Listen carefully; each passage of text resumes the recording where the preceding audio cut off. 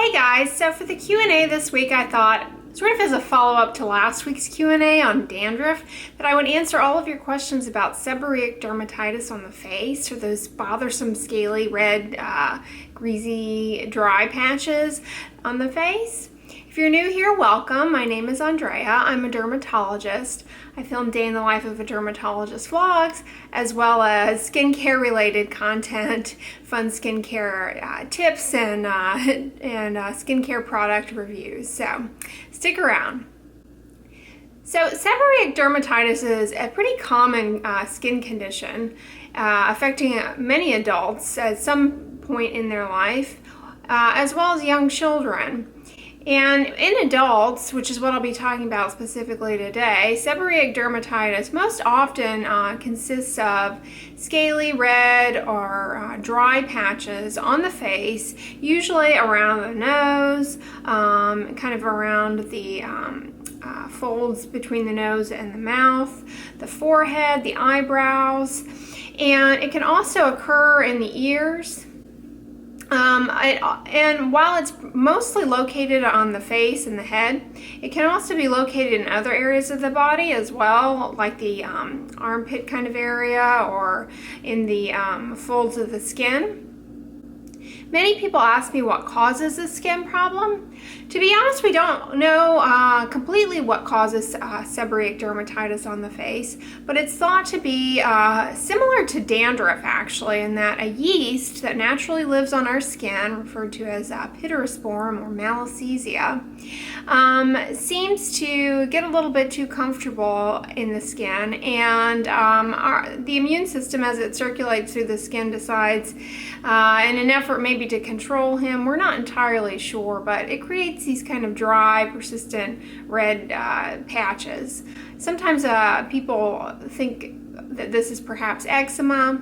It is kind of in the family of eczema, but slightly different. So the next question that I get is there anything that can make seborrheic dermatitis on the face worse? Well, it seems to be worsened during periods of stress. Although stress never helps any skin condition. I mean, can you think of one skin condition or one thing in life really helped by stress? No. I suppose running from a bear, but seborrheic dermatitis is not generally helped by periods of stress, poor sleep, illness. For example, can flare about of seborrheic dermatitis on the face, and so that's one a pretty clear-cut trigger. Another one is excessive sun exposure. Sometimes can temporarily improve it, but then subsequently worsen it. And so, be aware that don't neglect sunscreen just because you're battling with this. That the sunscreen can actually kind of help keep things at baseline from getting much worse. Then I get questions regarding can I recommend skincare routines, and is there a face wash that's okay to use when you have this condition? As in any type of skin, honestly, your best bet as far as a facial cleanser, if you're battling with seborrheic dermatitis, is to look for one that's gentle, fragrance-free, quote-unquote oil-free, non-comedogenic, as this is just generally a good idea for pretty much everyone. And seborrheic dermatitis isn't unique in that it needs a particular face wash, aside from one particular component, which I'll talk about.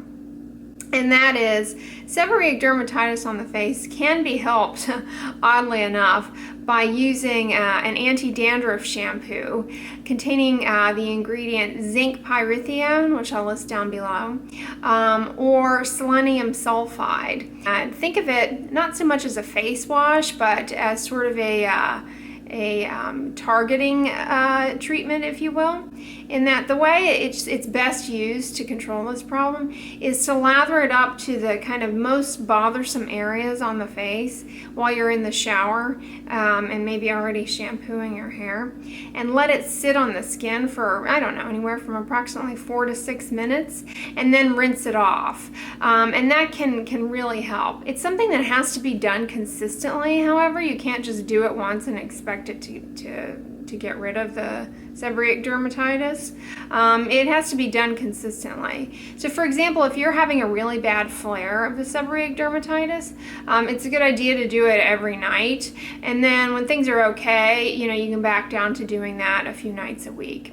But it's not really, don't think of it as a face wash per se. For your face wash, just any gentle fragrance-free facial wash is fine. But for the anti-dandruff shampooing to the face, or you can use it in your ears or any other affected areas, think of it, as targeting. So don't put it all over the entire face, like around the eyes, for example. It really doesn't need to go there and can be very irritating in those areas. So just kind of put it in the target areas and let it sit on there for a few minutes and then rinse it off. And these ingredients in these anti-dandruff shampoos, for whatever reason, inhibit some of the over-proliferation of this little yeast that lives on our skin. They're anti-inflammatory. They can really be helpful for the skin condition. And so then I get many questions about, well, what are good moisturizers for people with seborrheic dermatitis? So as far as moisturizers, again, a fragrance-free, gentle, non-comedogenic, plain moisturizer at bedtime is fine to use. I caution you against using any types of oils, like body oils, argan oil, on seborrheic dermatitis on the face, and leaving the oils on there. And the reason being is that the yeast that drives the skin problem, he thrives in oily surfaces and in oil. Actually, requires it to live. That's why he appears mostly on your face and scalp, where the density of oil glands is high. Leaving oils, body oils on the skin can really actually exacerbate a flare of seborrheic dermatitis. And so then I get another question. Well, I'm wanting to do the oil-based cleansing. Many of you guys have been watching my review of the oil-based cleansers and the double cleanse method, and you know that I'm a fan of using a gentle oil-based makeup remover step and then following it up with a gentle face wash. And so many of you have asked me, like, well, what's a good oil for people with seborrheic dermatitis for doing that?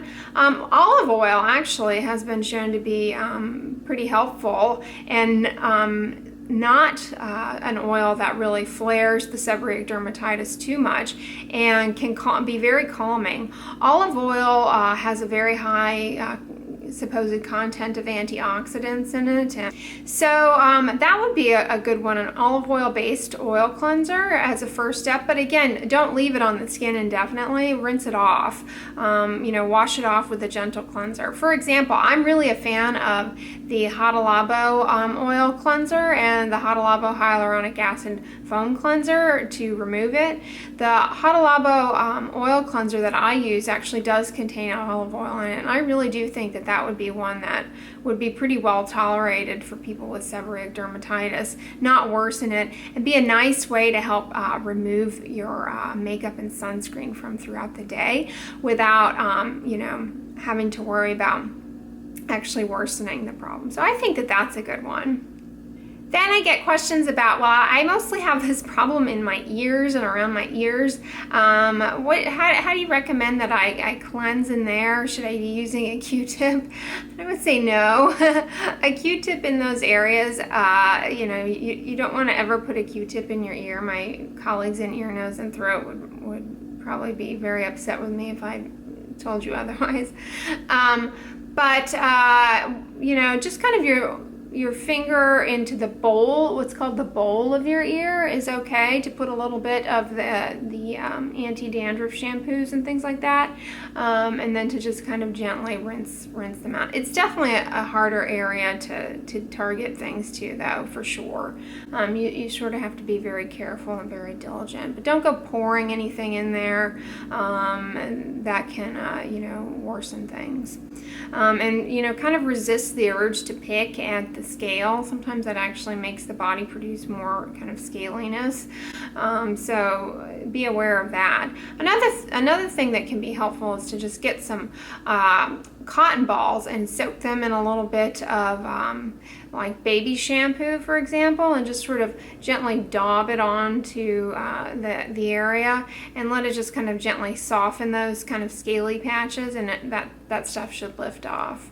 Then the next question that I get is, well, should I try using an over-the-counter hydrocortisone cream for my seborrheic dermatitis? Is that a good thing to do? That is oftentimes actually recommended by the treating physician, but I will state that you should definitely see your healthcare provider and check first to make sure that what you're dealing with is in fact seborrheic dermatitis and that that's okay to do, because rosacea and certain variants of rosacea can look a lot like seborrheic dermatitis. Rosacea, if you're not familiar, is an inflammatory skin condition characterized by redness and kind of acne-like lesions on the face and a hypersensitivity to otherwise innocuous things applied to the skin, such as cosmetics, for example. But anyways, people with rosacea, their rosacea can sometimes look somewhat similar to seborrheic dermatitis.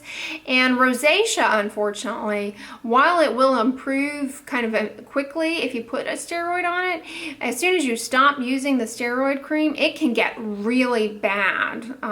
It can flare quite badly.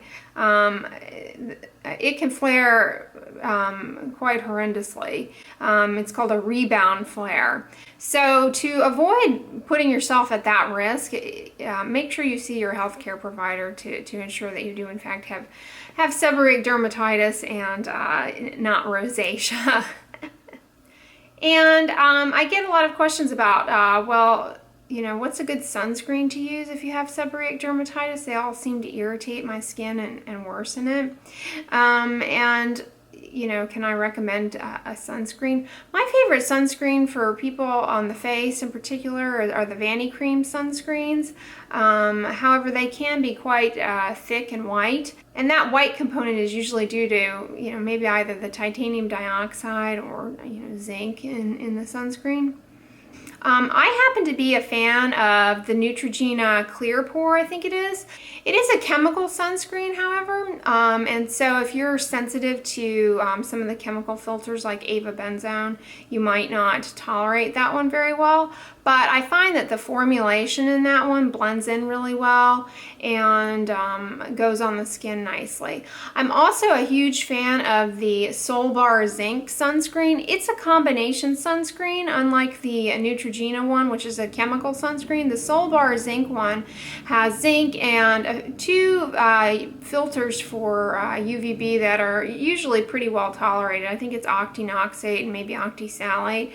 That generally are not problematic. And the other reason that I like this sunscreen and sunscreens similar to it, which I'll list in the description box below so you guys have you know, some things to consider, is that not only do they go on a little bit more acceptably, they don't sting by virtue of the fact they don't have the avobenzone in them, but for darker skin types they tend to blend into the skin much better. And then, of course, you cannot forget your hats and sunglasses and those types of things. So, you know, I happen to be a fan of Coolie Bar myself. That has, you know, the fabric is such a weave that it offers the protective factor of 50 on the skin, which I like. But to be honest with you, you know, any tight weaved fabric is good on the skin, you know, to protect the skin from excessive sun exposure. So make sure you're protecting your body too. And, you know, a broad brimmed hat can be helpful as well. So protect the skin from the sun. You know, that kind of goes without saying, but I'm going to emphasize it again because too much sun can definitely make the seborrheic dermatitis worse. Well, all right, guys, I hope I answered all of your questions about seborrheic dermatitis on the face this week, sort of as a follow-up to the dandruff Q&A from last week. So if you enjoyed this video and it was helpful, give it a thumbs up, share it with your friends, and as always, don't forget, sunscreen and subscribe. I'll talk to you guys tomorrow. Bye.